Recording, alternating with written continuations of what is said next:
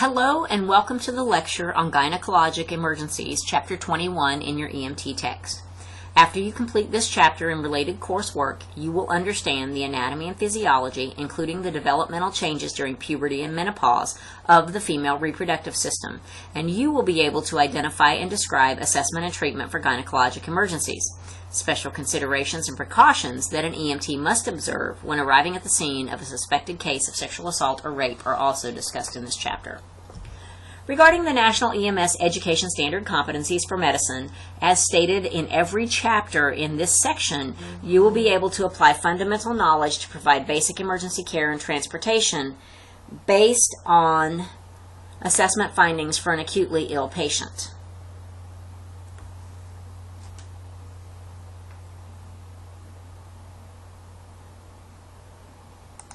Regarding gynecology, you will be able to recognize and manage shock associated with vaginal bleeding.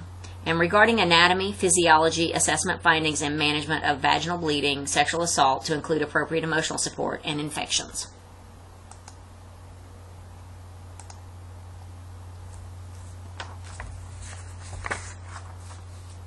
Women are uniquely designed to conceive and give birth, and they are susceptible to a number of problems that do not occur in men. The ovaries are the primary female reproductive organ. They lie on each side of the lower abdomen and produce an ovum or egg, and a fetus will develop from a fertilized ovum. Each ovary produces an ovum in alternating months, and each month one ovum is released into the fallopian tube. This process is called ovulation, and some women will experience cramping during this release period, and this is called Mittelschmerz syndrome. The fallopian tubes connect each ovary with the uterus, and they are the primary location of fertilization. The uterus is the muscular organ where the fetus grows during pregnancy. The narrowest part of the uterus is the cervix, and the cervix opens into the vagina. The vagina is the outermost cavity of a woman's reproductive system, and it forms the lower part of the birth canal. Sperm is deposited into the vagina from the male penis, and sperm passes through the cervix into the uterus and eventually up the fallopian tubes. If fertilization does not occur within about 14 days of ovulation, the lining of the uterus begins to separate and menstruation occurs for about a week. The menstrual flow consists of blood from the separated lining of the uterus and lasts about 1 week. The process of ovulation and menstruation is controlled by the female hormones. As you can see here, this is an anatomy and physiology picture of the female sex organs from reproductive system. The female genitalia. The vaginal opening is just posterior to the urethral opening, and the urethra is the canal that conveys urine from the bladder to outside the body. The labia majora and labia minora are folds of tissue that surround the urethral and vaginal opening. The clitoris is at the anterior end of the labia, and the anus is at the posterior end of the labia. The perineum is the area of skin between the vagina and the anus. When a female reaches puberty, she begins to ovulate and experience menstruation. The onset of menstruation is called menarche. It usually occurs between the age of 11 and 16, and any female who reaches this period is capable of becoming pregnant. Women continue the cycle of ovulation and menstruation until they reach menopause, and that generally occurs around the age of 50. The causes of gynecologic emergencies are varied, ranging from sexually transmitted diseases to trauma. The first that we'll talk about is pelvic inflammatory disease. It is an infection of the upper organs of reproduction, and this includes the uterus, the ovaries, and the fallopian tubes. It occurs almost exclusively in sexually active women, and it is because of disease-causing organisms that enter the vagina and migrate into the uterine cavity. If infection expands to the fallopian tubes, it will cause scarring, and this can result in an ectopic pregnancy or sterility. An ectopic pregnancy is a pregnancy that develops outside of the uterus. If the infection expands to the ovaries, it can lead to the development of a life-threatening abscess. The most common presenting sign of pelvic inflammatory disease is generalized lower abdominal pain. Other signs include abnormal or foul-smelling vaginal discharge, increased pain with intercourse, fever, general malaise, and nausea and vomiting. Sexually transmitted diseases or sexually transmitted infections. The terms are used interchangeably. STDs or STIs can lead to more serious conditions such as PID. The first we'll talk about is chlamydia. It's a very common STI, and it affects an estimated 2.8 million Americans each year. It is caused by a bacteria, and it's usually mild or symptoms are absent. Infection of the cervix can spread to the rectum and can progress to PID. One of the things I want to caution you about here is, especially in women, a lot of the symptoms of STDs are not prevalent. They're latent. The next one we'll talk about is bacterial vaginosis. It's one of the most common conditions to afflict women, and normal bacteria in the vagina are replaced by an overgrowth of other bacteria. The symptoms include itching, burning, pain, and a fishy, foul-smelling discharge. If left untreated, it can progress to premature birth or low birth weight in the case of pregnancy, and it may make the patient more susceptible to other infections and can cause PID. Gonorrhea. Gonorrhea is caused by a bacteria, and it grows and multiplies rapidly in warm, moist areas of the reproductive tract. And this includes the cervix, the uterus, and the fallopian tubes in women, and the urethra in men and women. The bacteria can also grow in the mouth, the throat, the eyes, and the anus. The symptoms are more severe in men than women, and severe infections present with cramping and abdominal pain, nausea and vomiting, and bleeding between periods. These symptoms indicate it has progressed to PID, and if left untreated, it can enter the bloodstream and spread to other parts of the body, including the brain. Vaginal bleeding.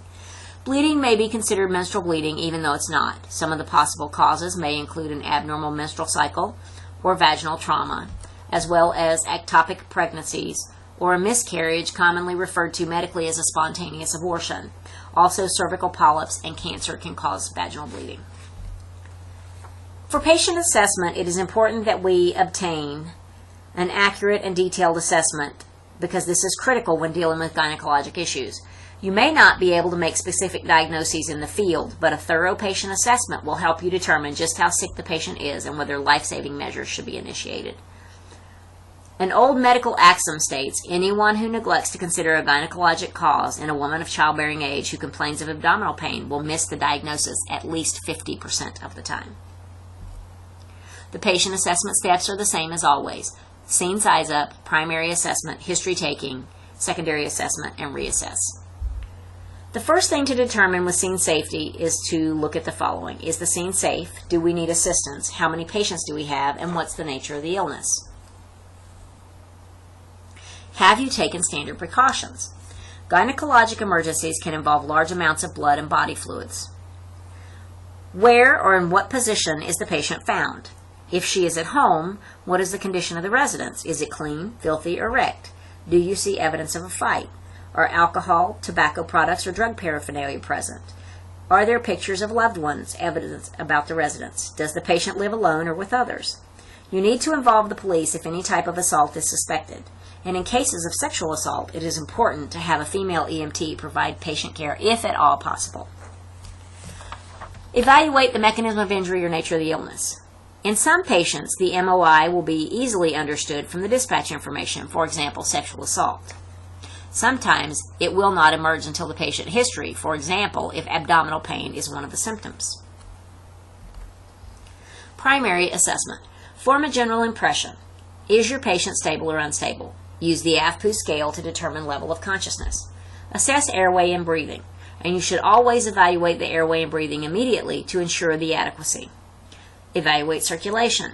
Palpation of a pulse and evaluation of skin color, temperature, and condition can help identify blood loss in your patient.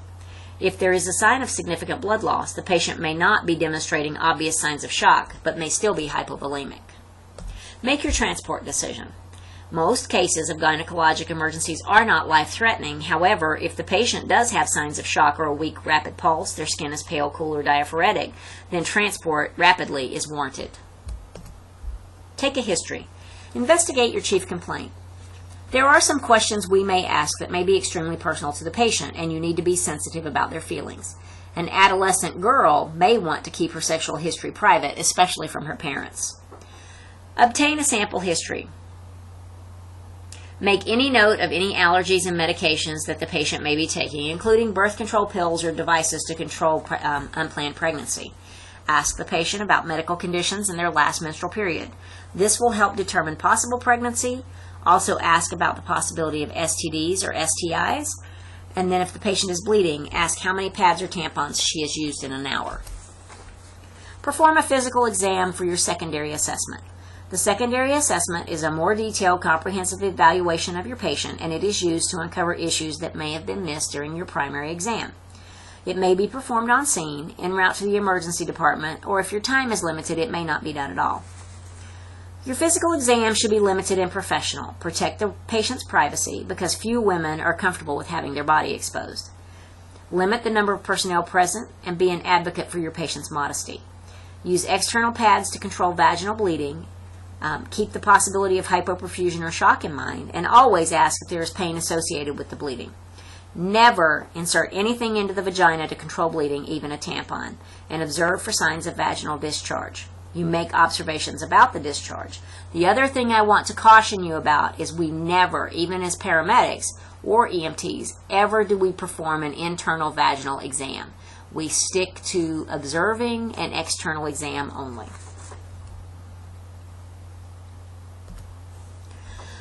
Assess the patient's vital signs. You want to check their heart rate, rhythm, and quality, their respiratory rate, rhythm, and quality, their skin color, temperature, and condition, and their capillary refill time.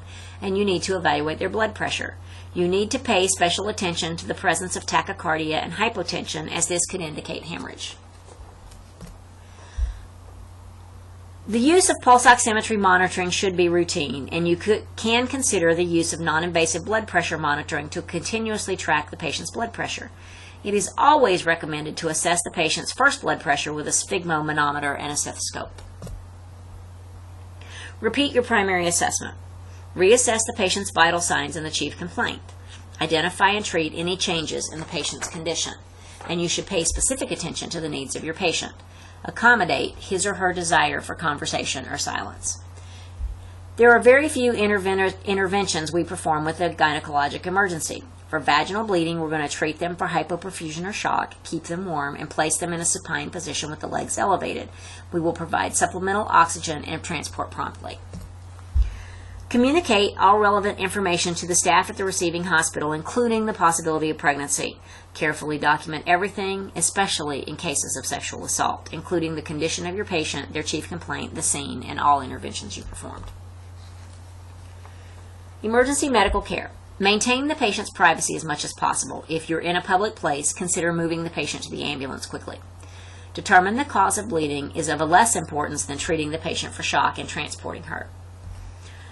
Most women will use sanitary pads to control bleeding before you arrive. If they have a tampon in place, it is not necessary for us to remove it.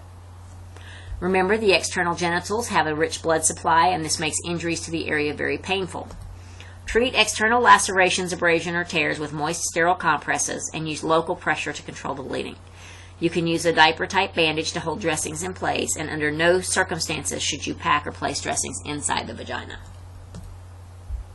Assessment and management of specific conditions, PID. A patient with PID will complain of abdominal pain, and it usually starts during or after normal menstrual cycles.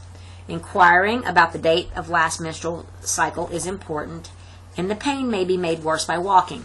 Patients often present with a distinctive gait when they walk, commonly known in the medical community as the PID shuffle. Pre-hospital treatment is limited, and non-emergency transport is usually recommended. PID itself is seldom a threat to life. It is, however, serious enough to require transport and evaluation at a hospital. Sexual assault. Sexual assault and rape are common in the United States, and 1 in 3 women will be raped in their lifetime. 1 in every 4 will be sexually molested, often before the age of 12. EMTs called on to treat a victim of sexual assault face many complex issues, and they range from obvious medical ones to serious psychological and legal ones. You may be the first person the victim has contact with after the encounter, and how you manage this situation may have lasting effects both for the patient and for yourself. It is important that you act professionally and be tactful, kind, and sensitive. You can generally expect police involvement, and often we call the police. Attempts to immediately gather a detailed report from the victim may cause her to shut down, so if possible, keep it limited. Also, give the patient the option of being treated by a female EMT if that's at all possible. Your focus should be on the medical treatment of the patient. Does she have any physical injuries? Are there any life-threatening injuries present? Do not pass judgment on the patient and protect her from judgments of others on the scene. Preserve evidence. Do not cut through any clothing and do not throw away anything from the scene. Place blood-stained articles in separate paper bags, and it may be necessary to persuade the patient not to clean, bathe, or shower. Doing so can destroy evidence, and the patient should also be discouraged from urinating, changing clothes, moving her bowels, or rinsing out her mouth. Offer to call a local rape crisis center for the patient. Getting a professional advocate to the scene may help the patient deal with trauma. Get your patient's history and limit any physical exam to a brief survey for life threats. The patient report is a legal document and may be subpoenaed in court. You need to keep it concise and record only what the patient stated in their own words. Do not insert your own opinion, and use quotation marks when reporting the patient's version of events. Focus on the facts and bear in mind that rape is a legal diagnosis, not a medical one. In summary, women's bodies are uniquely designed to conceive and give birth. This difference makes women susceptible to a number of problems that do not occur in men. If fertilization of the ovum does not occur within about 14 days of ovulation, the lining of the uterus begins to separate and menstruation occurs for about a week. When a girl reaches puberty, she begins to ovulate and experience menstruation. Women continue to experience the cycle of ovulation and menstruation until they reach menopause. The causes of gynecologic emergencies are varied and range from STDs or STIs to trauma. Pelvic inflammatory disease is an infection of the female upper organs of reproduction. These are the uterus, the ovaries, and the fallopian tubes. It is the most common gynecologic reason why women access emergency medical services. STDs can lead to more serious conditions such as PID. Because menstrual bleeding is a monthly occurrence in most females, vaginal bleeding that is the result of other causes may be initially overlooked. Some of the possible causes of vaginal bleeding include abnormal menstruation, vaginal trauma, ectopic pregnancy, spontaneous abortion, and cervical polyps, and ectopic pregnancy, miscarriage, and even cancer. There are very few interventions that can or should be done in the pre-hospital setting with a gynecologic emergency. You need to maintain patients' privacy, and remember that whenever you are dealing with patients who have gynecologic problems. EMTs called on to treat the victim of sexual assault, molestation, or actual or alleged rape face many complex issues, ranging from the obvious medical ones to the serious psychological and legal issues. You may be the first person a sexual assault victim has contact with after the encounter.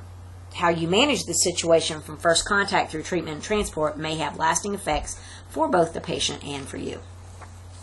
Professionalism, tact, kindness, and sensitivity are of paramount importance in treating an assault victim. Thanks for your attention to this lecture, and as always, please make note of any questions you have and bring them to class to discuss with your instructor.